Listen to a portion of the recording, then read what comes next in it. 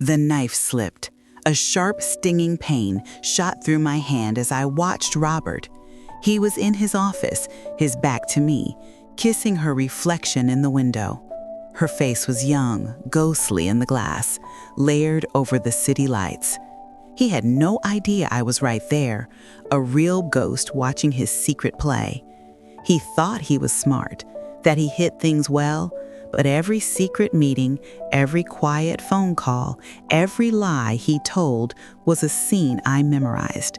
If you want to know how it all fell apart, like and subscribe for more stories, and tell me your country's name in the comments so I know where you're watching from. Before this terrible game started, our life was like a beautiful, calm picture. It was a comfortable fake world built on daily routines and quiet love, and for a long time, I liked living in it. Mornings were simple: coffee, newspapers, peace. His hand would find mine without thinking during a movie. The smell of him still on his pillow was a silent promise each new day. We were like a perfect clock, every part working together, our lives showing a love that felt as strong as the stars. And I watched him start to break it, bit by bit, all while pretending I didn't see a thing. Our love story with the kind people talked about at parties, a sign of how long true love could last. We met in the big university library. We were both busy studying until his sunny, smart joke made me look up and notice him. Robert was an engineering student, very smart and quietly sure of himself. His confidence pulled me in and also made me feel safe, even though my own mind was more about art and ideas. He had a way of looking at me, even back then, that made me feel truly seen, truly understood. It was exciting, but now I know it was also dangerous. Our wedding day, 22 years ago, was a lovely autumn afternoon. The air smelled of wood smoke and new beginnings. We started in a tiny apartment, too small for our dreams, but we filled it with laughter and the quiet hope of two people wanting to build something special. I remember painting our first bedroom walls together, blue paint on our clothes, his arm touching mine. The empty rooms seemed to hold the silent promise of our future. I became a graphic designer, working from home, making a space for my creative ideas. He worked hard at his job, moving up quickly. We were partners, equal in every way, always helping each other reach our goals. Our two children, Sarah and Michael, were the bright colors in our life's painting. Sarah, with her red hair and strong ideas for art, was just like a younger me. Michael, calm and thoughtful, had his father's quiet strength, but also a deep kindness that always surprised me. They were our living proof, the clear sign of our shared love, our best creation. Or so it seemed. Evenings, after the kids were asleep, fell into a comfortable rhythm. After we cleaned up dinner, a job we always shared, his careful wiping matching my faster washing, we would go to our favorite spots. Robert would often be in his study, the soft sound of his computer keyboard in the background, as I read quietly in the living room. The lamp next to my chair cast a warm, soft light, shining on the pages of whatever book I was reading. Sometimes he would come out, a small smile on his face, and sit near me on the sofa. No words were needed, just the quiet understanding between us, a silent language spoken in the rustle of book pages, the soft creak of the old floor, the warmth of his presence. He knew exactly when I wanted fresh tea, bringing it before I even asked. I knew how strong he liked his scotch after a hard day, how he would gently swirl the golden drink before taking a sip. These small, perfect acts of caring were the real strength of our love. They were deeper and lasted longer than any big romantic gesture. We had seen each other at our weakest, at our strongest, and when we made mistakes. Through it all, our connection had grown, not weakened, or so I let him believe. We hadn't traveled the whole world, but every trip we took became a clear part of our memories. a windy weekend in a small town by the sea where we felt young and free again, walking hand in hand on an empty beach, the loud ocean sounding like our own spirits coming alive. A peaceful week in a cabin in the mountains, watching snow fall quietly. A big change from our busy daily lives. A sudden road trip across the country, fueled by cheap coffee and endless laughter, where we sang old songs and remembered our early days. These were not just holidays. They were pieces woven into our life story, each one a bright sign of our lasting partnership. Our friends, many of whom had seen their own marriages break apart, often looked at us with quiet respect, sometimes a little sad envy. "You two, you have something special," they would say. And I would smile, a secret, knowing smile that they never saw. I let them keep their comforting ideas. I truly, deeply believed that what Robert and I had built was safe from the small problems and quick temptations that seemed to hurt so many other couples. Not because he was loyal, but because of my own quiet, watchful strength. We were different, a success story in a world full of broken promises. The only difference was I knew the real cost of that success. Our children, Sarah and Michael, had long ago started their own busy lives. Sarah, a very strong and independent architect, was doing well in London. Her calls were full of exciting news about big city building projects. Michael, a brilliant and kind scientist who studied stars, was doing his research in Switzerland. His emails sometimes had amazing pictures of the mountains. When they left home, it left a big, quiet space in our house. It used to be filled with their laughter and teenage worries, but we learned to fill that space not with sadness, but by focusing on each other again. We started old hobbies we had stopped when raising kids, long walks on Sunday mornings, cooking new foods together in the evenings, watching interesting documentaries. This new part of our life, I thought, was supposed to be our reward, a return to what made us, Robert and Evelyn. It was a time to find the easy closeness that sometimes gets lost under the happy mess of family life, to peel back the years and find the young couple who first fell in love. And all through this, as he planned his small tricks, I watched, I thought about everything, and I remembered every tiny change, every little lie. I clearly remember one beautiful afternoon, just before the first visible crack in our perfect outer shell. We were sitting on the iron bench in our rose garden. The air smelled sweet from the blooming flowers. Robert was telling a funny story from his office, his voice warm, his eyes sparkling with fun. I was laughing, a real, full laugh that came easily when he was near. He reached out, his hand touching my cheek, his thumb gently rubbing my skin. "You know," he said, his eyes soft, "even after all this time, you still take my breath away, Evelyn." His words, simple and from the heart, settled deep inside me. They felt like a strong sign of our lasting love. I leaned into his touch, my heart swelling with a quiet, powerful feeling of thanks and belonging. "And you, Robert," I whispered back, my voice soft, but with a hidden meaning that only I understood. "You're still my everything." That memory now is like a cruel, shiny dream, a quick look at paradise just before the door is slammed shut. It was a fake show from both of us. It was the highest point of our shared illusion, the calm before the big storm. But I knew the storm was already coming. I was just waiting for it to break. It was the last moment of true, pure certainty I would ever feel. A final, sad note before things went wrong. And I was in charge of the music. This strong feeling of being safe, this firm belief in our marriage as a fortress, was, for him, his biggest mistake. He truly believed in it, in our special status, even as he slowly broke down its walls. For me, it was a finely tuned tool for watching. I had built my whole identity around being Robert's wife. Our story was so tied together that to split it felt like losing a part of myself.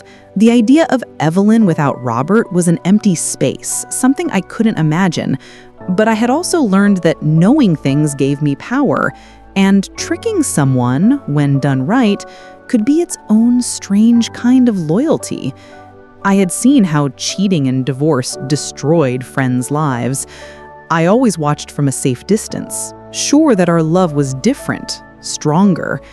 We had faced many hard times, job problems, health scares, the worries of raising kids, and each challenge, I believed, had only made us stronger, making our promises to each other deeper. The thought that something so common, so ordinary, like a younger woman, could break apart our sacred life felt not just like a betrayal, but a complete disrespect for our shared past. It felt like an insult to the unique, deep bond I thought we had. The sheer, ugly commonness of the threat made it even more sickening, harder to fit with the grand story of our love. But now, I wasn't just watching his story unfold. It was our story. And I was now the hidden storyteller, the secret editor, getting ready for an ending he would never see coming. The first signs, for me, were not surprising shocks, but careful observations. The new cologne, sharper, stronger than his usual subtle scent, I noted it. The sudden unexplained late nights at work, his excuses sounding just a little too practiced. I wrote it down. His phone, once left openly on the kitchen counter, now carefully hidden, face down, always close to him. I thought about it. The easy closeness we once shared began to feel like walking on thin ice, a fragile surface over a deep, dark hole. But I wasn't falling through. I was testing the ice, measuring the depth. It wasn't a sudden, loud break. It was the slow, cold seeping of frost into the warmth of our home. It was slowly, carefully, starting to ruin the very base of the safe place I called home. These small, seemingly unimportant changes were not warnings to me. They were pieces of proof, carefully gathered, silently put into order. They were not signs of trouble. They were confirmations. I was living in a fragile, beautiful dream, yes, but I was also wide awake inside it. I was watching every flaw, every planned crack. I was not the victim of his lies. I was the audience, the quiet judge, getting ready to give a punishment he could never have guessed. The real horror, I would soon learn, was not just in what he did, but in the cold, hard planning with which I was going to show him and everyone everything he thought he had. The shift began quietly, like a single loose thread on a perfectly woven tapestry. It wasn't a sudden tear, but a slow, almost gentle unraveling that only I seemed to notice. Robert, always a man of careful habits, started changing small things. At first, it was so small I could almost pretend it wasn't happening. A new, very strong cologne. It smelled of something expensive and fresh, like lime and sea salt, nothing like his usual warm, woody scent. He had worn the same cologne for years, a smell I knew as well as his breath. This new one was loud, almost aggressive. He claimed his old bottle ran out and he just picked up whatever was on sale. I smiled, nodded, and made a mental note. On sale, Robert? You who researches every single purchase down to the thread count of your socks? Then came the new shirts. Brighter colors, tighter fits, styles that seemed too young for a man nearing his late 50s. He had always preferred classic, comfortable clothes. Now, suddenly, he was dressing like he was trying to impress someone new, not someone who knew every comfortable crease in his favorite sweater. He'd spend longer in front of the mirror, smoothing his hair, adjusting his collar, a small, almost nervous flicker in his eyes. I'd be in the doorway, pretending to search for something, watching him. "Looking sharp, dear," I'd say, my voice light and calm. He jumped, startled, then forced a smile. "Just making sure I'm presentable for the office, Evelyn." Presentable. Or transformed, I would think. My own smile not quite reaching my eyes. I stored these observations away, like collecting evidence in a silent, invisible file. Each new shirt, each splash of that jarring cologne was another piece of the puzzle I was passively assembling. His phone habits changed next, and this was harder to ignore. Robert had never been glued to his phone. He used it for work calls, for quick texts to the kids, but it wasn't an extension of his hand. Now it was. It was always with him. Face down on the table when we ate dinner, tucked into his pocket when he went to the bathroom. He never left it unattended. One evening, as he was in the shower, I saw it buzzing on the bedside table. My heart beat a little faster, a cold, sharp feeling in my stomach. I walked over, slowly, like I was just tidying the room. The screen lit up with a message notification. I didn't need to pick it up, didn't need to read the full text. The name Chloe flashed across the screen, and beneath it a string of emojis, a winking face, a smiling devil. My breath caught, but I quickly controlled it. I just looked at it for a second, enough to burn the name and the emojis into my memory, then walked away. I didn't touch it. I didn't want to leave a trace. He came out of the shower a few minutes later, whistling softly. He grabbed his phone immediately, a quick, almost guilty glance at the screen. I was already back to reading my book, a perfect picture of calm. He didn't know I saw, but I saw everything. The work meeting started to stretch longer. Not just a half hour extra, but hours. He'd call around 7 p.m., his voice tired, apologetic. Big presentation tomorrow, Ev. Might be late. Or client meeting ran over, stuck in traffic. Traffic at 9 p.m.? In our quiet suburban town?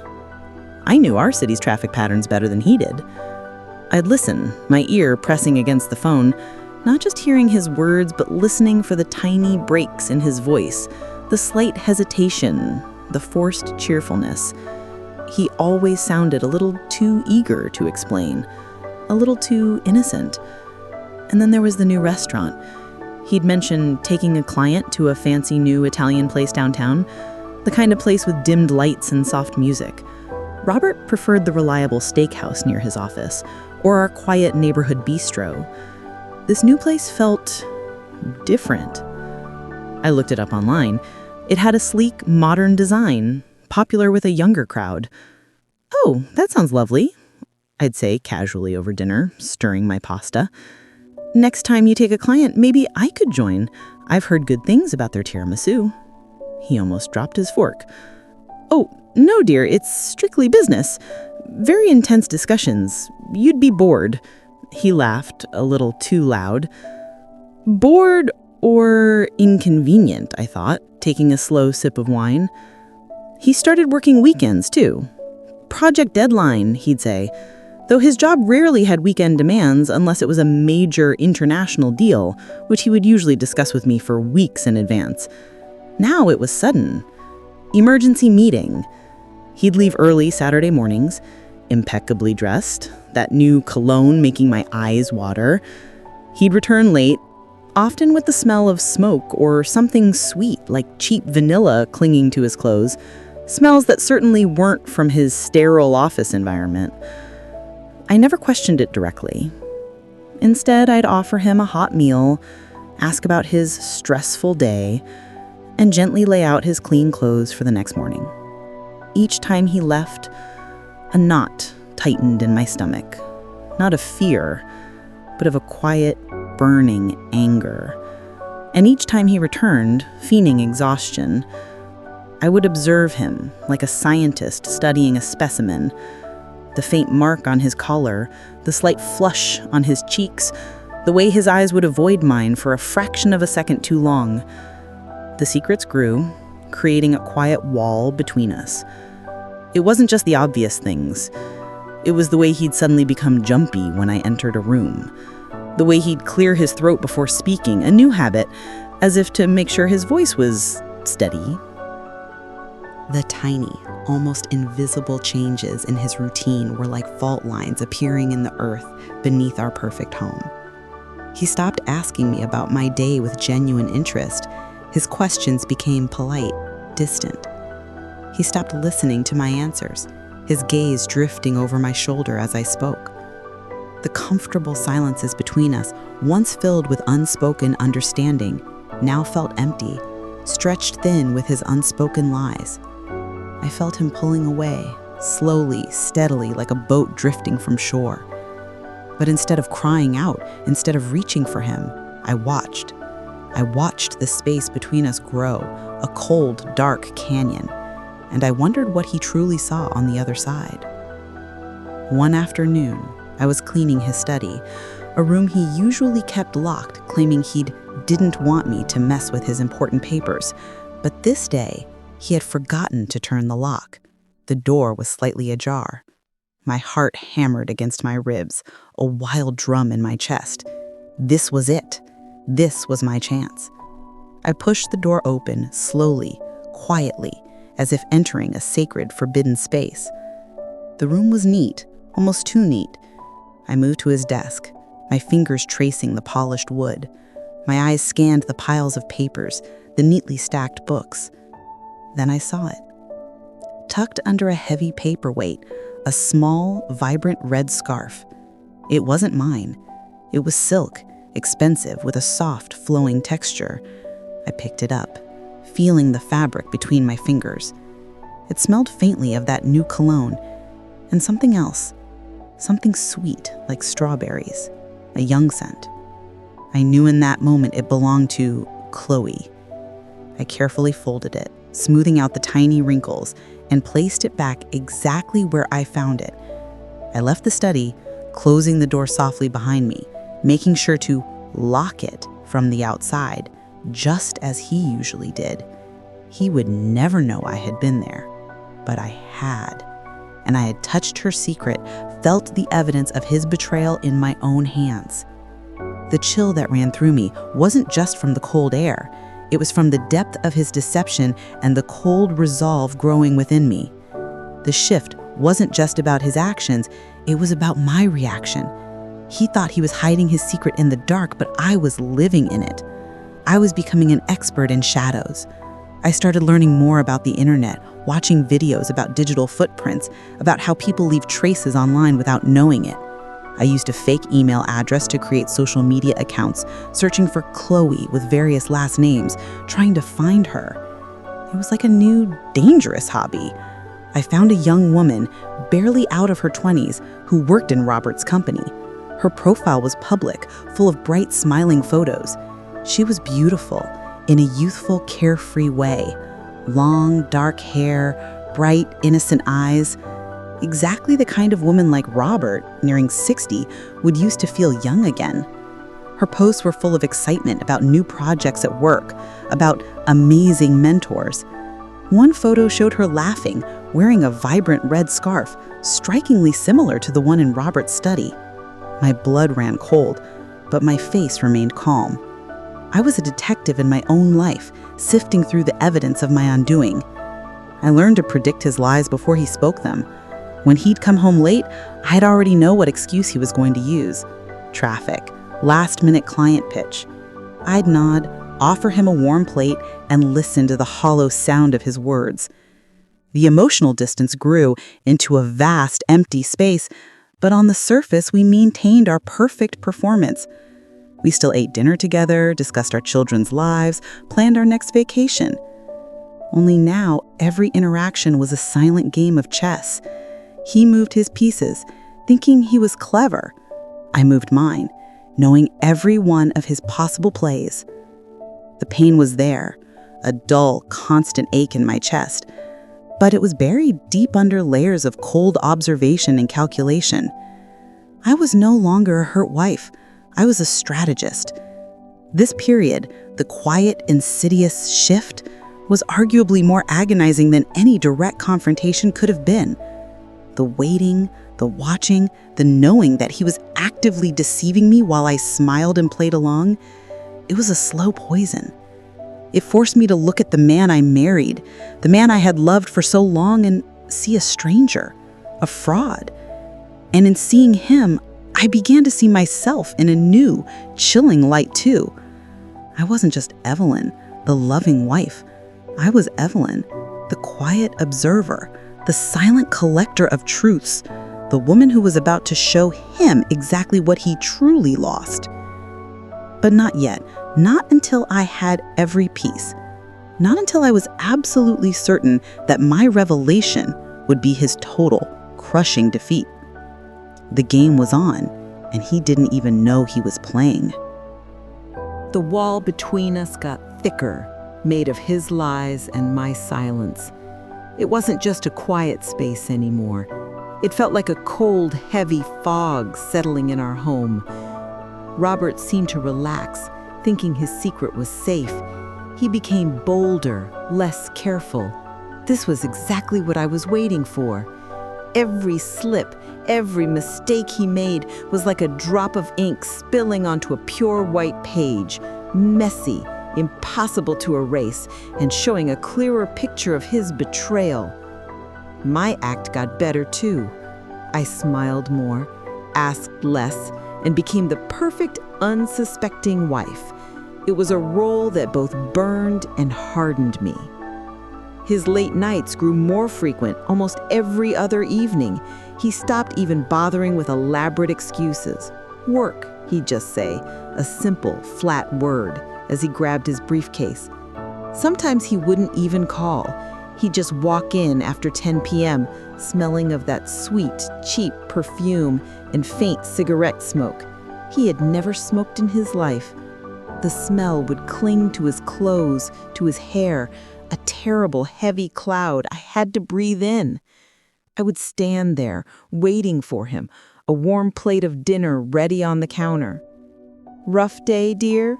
I'd ask, my voice calm, almost motherly. He'd nod, quickly kiss my cheek, a dry, absent touch, then head straight to the shower. He thought he was washing away the evidence, but the evidence was already etched into my mind. I even started to recognize the pattern of his footsteps on the stairs when he came home late, a slower, almost heavy tread, like a man carrying a secret burden. One Tuesday, I noticed a small gift box on his desk, hidden behind a stack of papers. It was wrapped in expensive silver paper with a white ribbon. Too elegant for a client, too pretty for a male colleague, and definitely not for me. My birthday was months away. My fingers ached to touch it, to tear it open, but I resisted. I just noted its presence, its careful hiding. A few days later, it was gone. Then on Friday, Robert came home with a small, cheap bouquet of grocery store flowers for me, carnations. He usually brought me roses from our garden. He handed them to me with a rushed smile. "Just thinking of you, Ev." My heart twisted. He was covering his tracks, offering me a small, empty gesture while he likely gave her something far more thoughtful, far more expensive. I thanked him, put the carnations in a vase, and watched them wilt faster than usual. It felt like a symbol. I started following him, not every day, not in a way that would be noticed, but strategically. I would wait until he had been gone for an hour, then take my car, drive to his office building. I'd park a few blocks away, hidden. I learned her car, a small, sporty red car, much newer than mine. I saw them leave together sometimes, his arm lightly on her back as they walked to her car, her bright young laugh carried on the wind. Once I saw him open her car door for her, a small gesture he rarely did for me anymore. My stomach clenched, but my face remained blank. I was an actress, playing a part, and the audience was just me. I didn't want to expose him yet. I wanted to understand the full scope of his deception. This young woman, Chloe, was a ghost that haunted my home. I saw her in the way Robert looked at himself in the mirror, in the new clothes he wore, in the stories he almost told. I even started to imagine her scent, that cloying, sweet vanilla mingling with his. I looked her up more online. She was active on social media, posting photos from company events, sometimes with Robert in the background, always looking youthful and vibrant. In one picture, she was at a fancy restaurant, the Italian one he claimed was strictly business. She was laughing, holding a glass of wine, her red scarf, the one from his study, tied around her wrist like a bracelet. It was a trophy. I felt a cold rage settle deep in my bones, not loud or explosive, but sharp and piercing. The worst part was the way he talked about the future. He would still make plans. Next summer, we should finally go to Greece, or when I retire, we can spend more time at the lake house. He spoke of we and us with such ease, such practiced familiarity. It was sickening. He was building these fake futures with me, knowing full well he was building a real, different future with her. I would nod, smile, and say, "That sounds wonderful, Robert." Each word a lie from my own lips, a contribution to his grand deception. I wondered if he felt any guilt, any flicker of shame when he looked at me. His eyes, once so open and honest, were now veiled, guarded. I saw a man lost in his own web of lies, convinced he was clever. The emotional distance between us grew into a canyon. He stopped confiding in me about his work stress, his worries. He used to tell me everything. Now he'd offer vague answers or just change the subject. Our conversations became shallow, polite performances. "How was your day, dear?" "Fine. Yours?" "Busy." The true intimacy, the soul-to-soul connection that had once defined us, withered away, leaving behind a hollow shell. We were roommates, polite strangers, sharing a bed, a home, a life that no longer truly belonged to both of us, but only one of us knew it. One evening, I found a small handwritten note in his coat pocket while emptying it for the dry cleaner. My hands trembled slightly as I unfolded it. It was a single line, written in a spidery feminine script. "Can't wait for Friday. C." No address, no specific time, just a promise of future plans. A secret. I stood there, the paper rustling softly in my trembling fingers, the words burning into my mind. This wasn't just a physical affair, it was an emotional one. A promise of shared moments, a longing for future contact. I refolded the note carefully, placed it back into his coat, and sent the coat to the cleaners. He would never know I had touched it. He would never know I had read it. But I had. And with that, the last flicker of hope that this was just a fleeting mistake, a moment of weakness, died within me. This was deliberate.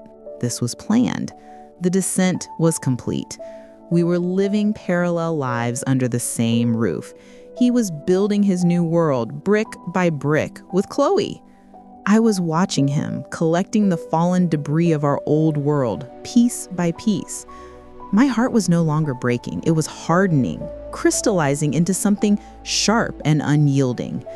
The pain was still there, but it was a cold pain, a strategic pain. It fueled me. It sharpened my focus. He thought he was getting away with it, moving forward into a new, exciting future. But he was walking into a trap, one I was carefully setting, one I was tightening with every single lie he told. And when the time came, I would spring it. And he would realize that the younger woman hadn't replaced me. She had only shown him the depth of what he was truly about to lose. The question wasn't if he would pay, but how much. The air in our house became so thick with lies, I could almost taste it. It was like living in a soundproof box. We talked, we ate, we shared the same rooms, but nothing real passed between us. Robert was a ghost in our home, and I was the one haunting him, unseen. He started making bigger mistakes, thinking he was so clever, so safe. Each one was a deeper cut, but I didn't flinch. I just watched, and I planned. His work trips became longer, sometimes stretching to a full week. He'd call, his voice distant, always from a hotel room that sounded too fancy for a business trip. I'd hear faint music in the background sometimes, or the clinking of glasses. "Lonely without you, Ev," he'd say, a line so practiced it lost all meaning. "Miss you." My silence on the other end was my only answer, a quiet lie of its own. I didn't miss him. I missed the man he used to be, the man who truly lived here, not this stranger who visited. While he was away, I would act. His office, once a fortress, now had a key I'd made a copy of. My heart thumped hard in my chest the first time I unlocked it, but my hands were steady. I wasn't just looking for proof. I was looking for patterns, for the pieces of his new life. I found small receipts, expensive dinners for two, concert tickets, a weekend stay at a boutique hotel an hour outside the city. Always for two. Always around the times he claimed to be working late or on a solo business trip. I took photos of everything with my phone, clear, dated images. Not for a lawyer yet, not for a fight, for myself. To build my case, my understanding of how far he had fallen. I also looked at his computer. He left it open sometimes. Sure, I wouldn't touch it. He thought I was old-fashioned with technology, barely able to send an email. He was wrong. I taught myself. Late at night, after he was deeply asleep, I'd sneak downstairs.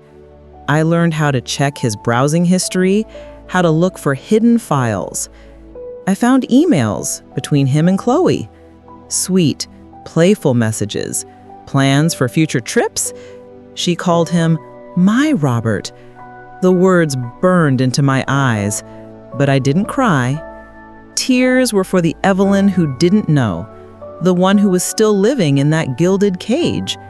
This new Evelyn was cold, precise. I learned more about Chloe from her social media. She was vibrant, yes, but also very young, very eager to show off her new, exciting life. She posted pictures of gifts, a silver necklace, a designer watch, always with vague captions like, "Feeling so loved," or "Thank you for the amazing surprise." I cross-referenced the dates with my collected receipts. The pattern was clear. The necklace from the expensive boutique he claimed to have browsed one Saturday. The watch from the very same store where he bought her that expensive gift box.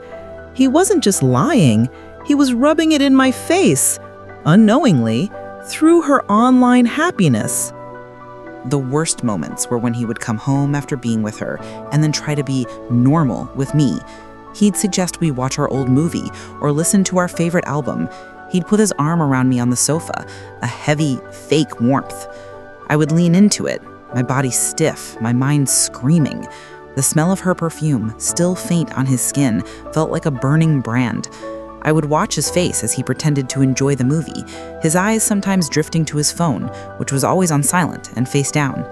He was with me, but he wasn't with me. He was somewhere else, with her. And I was there too, in his mind, but only as a shadow he was trying to escape. I stopped talking about us or our future unless he brought it up first. When he did, I'd play along, painting a picture of a happy, shared future, knowing full well it was a fiction. I asked him once, very casually, "Robert, do you ever think about our younger days, when we first met?" He looked surprised, then smiled a distant smile. "Of course, Ev. Good times." But his eyes were empty. He wasn't reliving them, he was dismissing them. I realized then that I wasn't fighting for our past. I was fighting for something else entirely. For justice. For myself. For the respect he had utterly destroyed. I started taking steps to protect myself, quietly, secretly. I met with a financial advisor, a discreet woman I'd known through a women's networking group. I didn't tell her everything, just that I wanted to review my options and understand our shared assets. I gathered old bank statements, property deeds, investment papers. I opened a separate bank account, putting a small amount of money into it each month, money he wouldn't notice missing. It was a slow, careful building of my own escape route, my own safe ground. He was busy planning his new life. I was busy planning my response. The descent was no longer just about him. It was about me. It was about what I was becoming. The quiet, gentle Evelyn was fading, replaced by someone colder, sharper, more methodical. The pain was still there, a deep, silent hum beneath everything, but it no longer broke me. It transformed me. It forged me into a weapon, honed by his every lie. He thought he was free, flying away from our old life into a new one, but he was actually flying into a cage I was building for him, piece by agonizing piece, with every piece of evidence he so carelessly left behind. And soon, very soon, the door would slam shut, and he would finally see what he had truly lost. The air in our house was thin, crackling with unspoken words, like before a big storm. I had watched him long enough. The cold, hard truth was all laid out in my mind, a clear picture of his betrayal. It was time, not to break, but to make him break. I chose a Monday evening. He was due home from one of his business trips, which I knew was a long weekend with Chloe in the cabin by the lake. I had the booking confirmation sent to his work email, printed and hidden. I had seen photos of Chloe on her social media posing happily by a lake that looked exactly like the one in the brochure. He walked through the door just after 6 p.m., his suitcase rolling quietly behind him. He looked tired, but also a little too relaxed, a faint, lingering smile on his face that quickly vanished when he saw me. I was standing in the living room, in front of the fireplace, where a low fire crackled softly. The room was dim, only the firelight and a single lamp cutting through the gloom. I didn't greet him. I just stood there, my hands clasped in front of me, my face calm, almost empty. He stopped, his hand still on the suitcase handle. "Ev, what's wrong? You look..." He didn't finish the sentence. He couldn't find the words for what he saw in my eyes. He saw something he hadn't expected. "Robert," I said, my voice low, steady like ice, "we need to talk." He forced a smile. "Talk? Darling, I just got back from a grueling trip. Can it wait until after dinner? I'm exhausted." He tried to sound normal, tired, but I could see the sudden tension in his shoulders, the way his eyes flickered, searching for an escape. "No," I said, my voice cutting through his pretense. "It can't wait." He sighed, a show of annoyance, as if I was being unreasonable. He dropped his suitcase and walked further into the room, trying to look strong, in charge. He took off his coat slowly, as if buying time. "All right, Evelyn, what's so urgent?" I didn't answer immediately. I walked to the mantelpiece, my movement slow and deliberate. I picked up a small, silver-framed photo. It was of us, young, on our wedding day, smiling brightly. My fingers traced his face in the photo, then mine. The contrast between then and now was like a punch to the gut, but my face remained still. "Do you remember this day, Robert?" I asked, turning the photo slightly towards him, though I didn't expect an honest answer. He frowned. "Of course I remember. What's your point?" His voice was getting sharper now, a hint of frustration. He still didn't know. I put the photo down. Then, from behind a large vase, I pulled out the small, vibrant red silk scarf, the one from his study, the one Chloe wore. I held it up, letting it dangle loosely from my fingertips, catching the firelight. It shimmered, a defiant splash of color against the dim room. His eyes widened. The color drained from his face. His carefully built mask cracked, showing pure panic. His jaw dropped slightly. He stared at the scarf, then at me, then back at the scarf like a caught animal. What is that?" he stammered, his voice suddenly weak. A pathetic attempt to deny the obvious. I didn't answer. I just looked at him, my gaze unwavering, cold. I let the silence stretch, heavy and thick, filling the room with his guilt.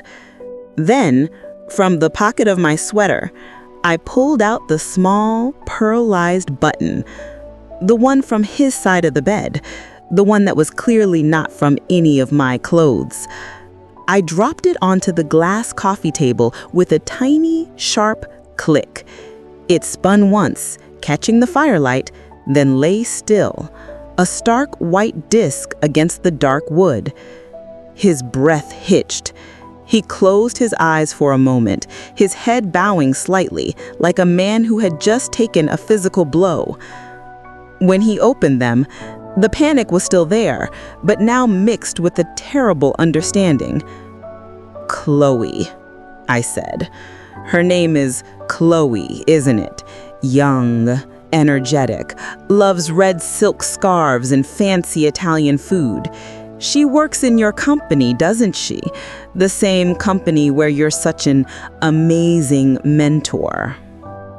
He stumbled backward, bumping into an armchair, his face ashen. "Evelyn, please, it's not what you think." "It's exactly what I think, Robert." I cut him off, my voice gaining strength, not from anger, but from pure, cold certainty. I know about the late nights, the business trips that were weekends at the lake cabin.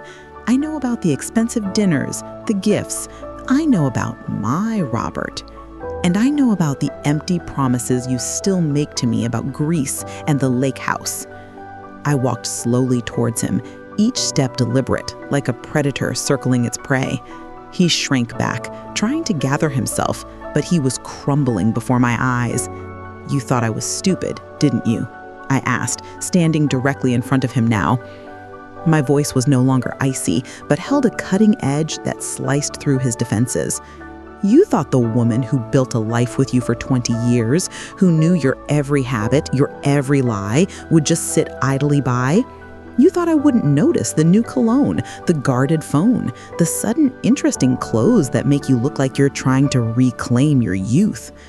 His eyes filled with something I hadn't seen in years. Not love, not regret, but fear. Raw, naked fear.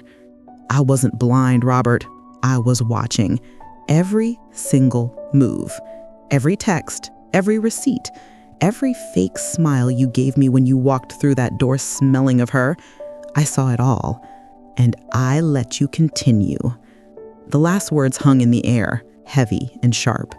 He stared at me, his mouth opening and closing, but no sound came out. The man who stood before me was no longer the confident, charming husband I had known. He was a shell, broken and exposed, stripped bare by his own careless deceit. He saw not a heartbroken wife, but a silent judge, a patient executioner of his illusion. The raw visual of his collapse, the way his face crumpled, the terror in his eyes, it was everything I had waited for. This wasn't just a breakup, it was the final, devastating crash of everything he thought he had.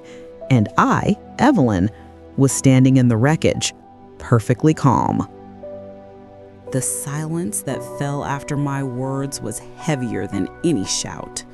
It pressed down on everything, on us, on the furniture, on the very air in the room. Robert stood there, frozen, his face a mix of shock and pure fear. The silence stretched, long and painful, until it felt like a physical thing between us, a thick, invisible wall. He finally found his voice, a whisper, broken and weak. "Evelyn, what are you doing?" he choked out. He still didn't get it. He thought this was just a fight he could somehow talk his way out of. I just looked at him. My eyes were clear, steady. "I'm showing you what you lost, Robert," I said, my voice still calm but now tinged with a deep, weary sadness. The rush of anger, of victory had passed, leaving behind a vast emptiness.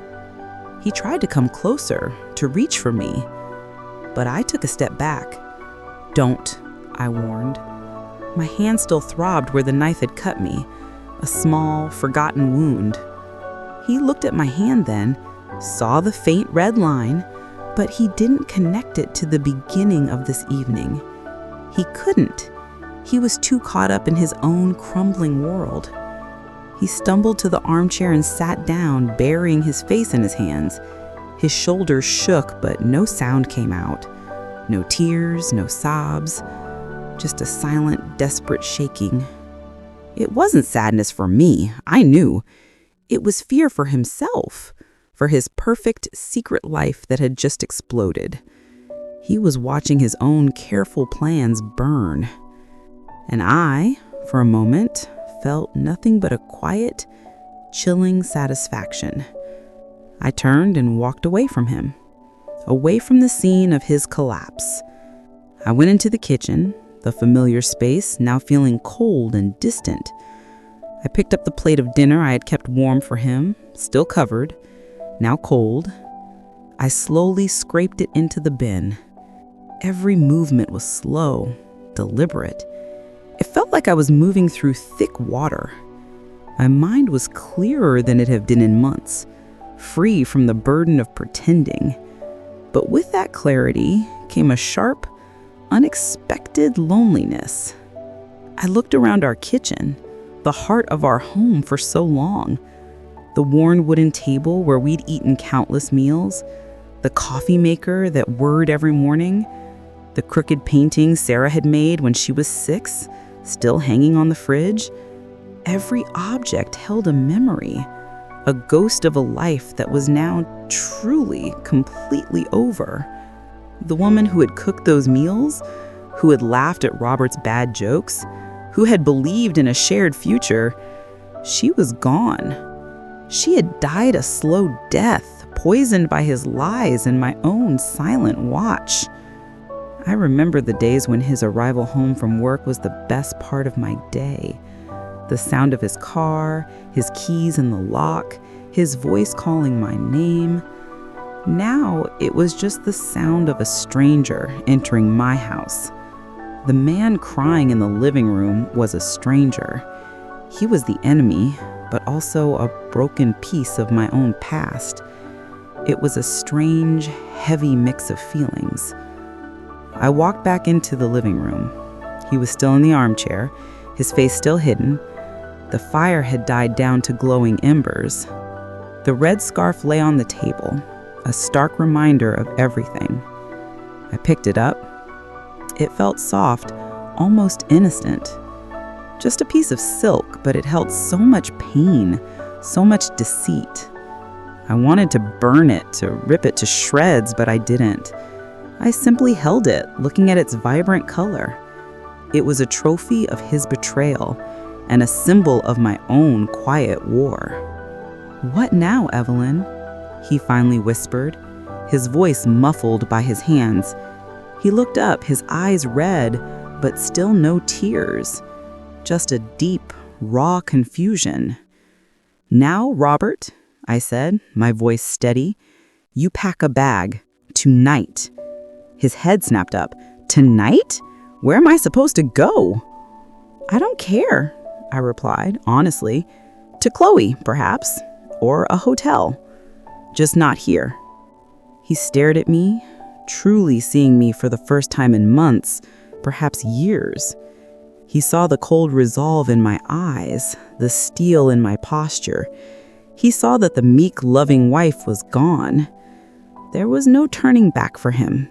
No begging, no apologies would change this. My patience had run out. My acting was over.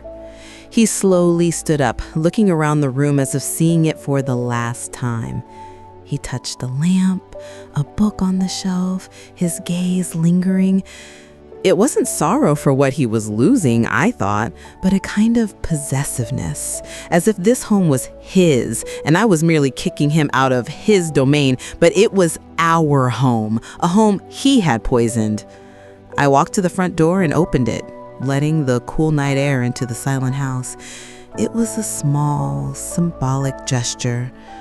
"The children will be notified," I added, my voice flat. "I will tell them the truth. Not your version, but the real one." That hit him hard. His face crumpled again, this time with the hint of true horror. The children. Our children. He had underestimated that too. He had thought he could control the narrative even with them. He had thought his deception would remain contained. But I was not just destroying his marriage, I was redefining his legacy. He slowly walked to a suitcase, picked it up, and without another word, without even a glance back at me, he walked out the door into the dark night. The door closed softly behind him. The sound echoed in the sudden, vast emptiness of the house. He was gone. The immediate climax was over, but the aftermath, the long, slow work of picking up the pieces, had just begun for me. And in the quiet aftermath, I realized that the freedom I now felt was mixed with a terrifying sense of starting over. The woman he thought he could replace was now truly alone, but also, finally, truly free. The moment the front door closed, a strange feeling washed over me. It wasn't triumph, not really. It was more like the quiet after a big storm, when the wind stops howling and all you hear is the drip, drip, drip of water. The house was empty, truly empty, for the first time in over 2 decades. His smell, that new, sharp cologne mixed with her sweet perfume, was finally fading. The air felt cleaner, but also incredibly cold. I stood by the door for a long time, just listening to the silence. It was a huge silence, a space where all our shared history used to live. I thought about the younger woman, Chloe.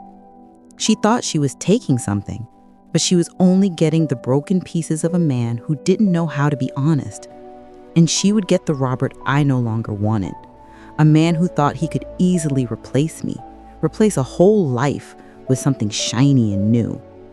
I walked through the house, room by room, touching things. Our wedding photo, still on the mantelpiece, now felt like a relic from a different life. The books on his study shelf, the ones he used to read late at night, the sofa where we'd watch so many movies, his arm heavy around me. Every object had a story, a memory. And now, each one felt heavy with the weight of what was lost. Not just his presence, but the future I had believed in, the person I thought I was with him. The pain wasn't a sharp stab anymore. It was a dull ache deep in my chest, like an old wound that never quite heals. But it wasn't the kind of pain that broke me. It was the kind that taught me. It taught me about my own strength, about my own quiet power. I had played his game, watched his moves, and in the end, I had made him leave without a fight. He thought he was free, but I knew he had just walked into another kind of cage, one built from his own mistakes. I called Sarah and Michael the next morning. It was the hardest part. I told them the truth, simply, directly, without anger or drama, just facts. About his affair, about his deception. There was a long silence on the phone, then a quiet shock, followed by a fierce, protective anger towards him. They listened, they absorbed, and they offered me their love, their support. Their loyalty was mine, not his. That, at least, was a victory I hadn't expected, a comfort that eased the ache. Robert would have to face them, eventually, and that I knew would be a far harder reckoning than anything I could have said. In the days that followed, The house slowly began to feel like my home again. I started clearing out his things from my side of the closet, from the bathroom. I even moved his study, transforming it into a bright, airy studio for my graphic design work. I bought new paint, brighter colors, washing away the shadows. It was a slow, quiet rebuilding, not of a marriage, but of myself. I realized then that the woman he thought he could replace was no longer the woman I had been. That quiet, trusting wife was gone. In her place was someone stronger, smarter, someone who understood the depths of betrayal and the even deeper strength of survival. I had walked through fire and I hadn't burned up. I had just changed. I thought about Chloe, the young woman. I wondered if she truly knew the man she had taken, or if she only saw the shiny new version he presented. I wondered if she understood that she wasn't just getting Robert, but also the consequences of his choices, the echoes of his past, the ghost of a love he had so carelessly discarded. She thought she had won a prize, but I knew she was merely inheriting a problem. The quiet of the house was no longer lonely. It was peaceful. It was mine. I sat by the window one evening, watching the sunset paint the sky, just as Robert and I used to. But this time I was alone, and the silence felt different. It was the silence of freedom, of an end, and of a beginning. The cut on my palm had healed, a faint white line that was barely visible, a small scar, a reminder of the night the game began and the night it ended. He thought a younger woman could replace me, could erase me. But what he truly lost wasn't just a wife or a home or a family. He lost the only person who truly knew him, truly saw him, and still, for 2 decades, chose to love him. And the cold, sharp truth was, he never saw it coming because he never understood what he had in the first place. And in that quiet, empty house, I finally understood it too. He lost me long before he even knew I was gone.